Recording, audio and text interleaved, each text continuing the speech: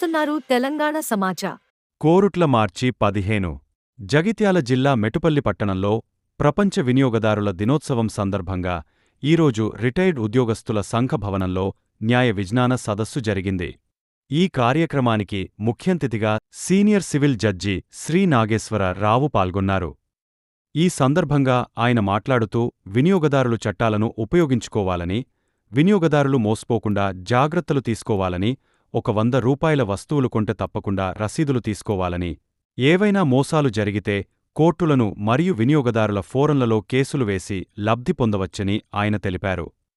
ఉదాహరణకు ఒక వ్యక్తి దుకాణంలో వస్తువు కొంటే ₹15 ఎక్కువగా తీసుకున్నందుకు వినియోగదారుడు వినియోగదారుల ఫోరంలో కేసు వేస్తే 15 లక్షల రూపాయలు జరిమానా విధించిందని, మరియు తమిళనాడులో వినియోగదారుడు ఆర్టీసీ బస్సులో డబ్బులు ఇచ్చి టికెట్ తీసుకుంటే ₹1 కండక్టర్ ఇవ్వాల్సి ఉండగా టికెట్ మీద రూపాయి ఇవ్వాలని రాసి ఇస్తే అడుగుతే నేను రాసి ఇవ్వలేను అని చెప్పితే వినియోగదారుల ఫోరంలో కేసు వేస్తే ఆర్టీసీ డిపార్ట్మెంట్కు 50 లక్షల రూపాయలు జరిమానా విధించిందని ఆయన తెలిపారు.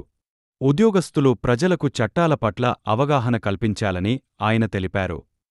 న్యాయవాదుల సంఘం అధ్యక్షుడు పుప్పాల లింబాద్రి మాట్లాడుతూ రిటైర్డ్ ఉద్యోగస్తులకు ఏమైనా సమస్యలు, ఇబ్బందులు ఉంటే నేరుగా జడ్జిగారిని సంప్రదించవలసిందిగా ఆయన కోరారు.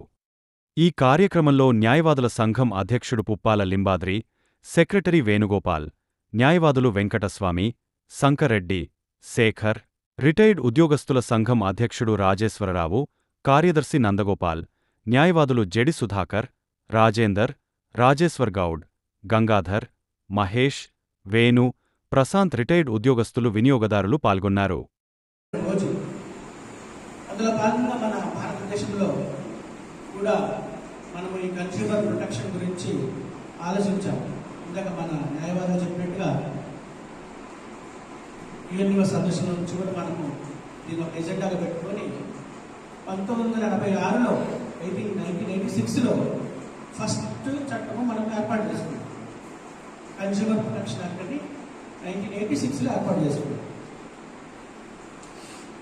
మరి అది సరిపోతుందా సరిపోదా అని ఆలోచించుకునే తరుణంలో 2019లో 2019లో మళ్ళీ ఒక కొత్త చట్టం చేసుకున్నాం, కన్స్యూమర్ ప్రొటెక్షన్ యాక్ట్ 2019.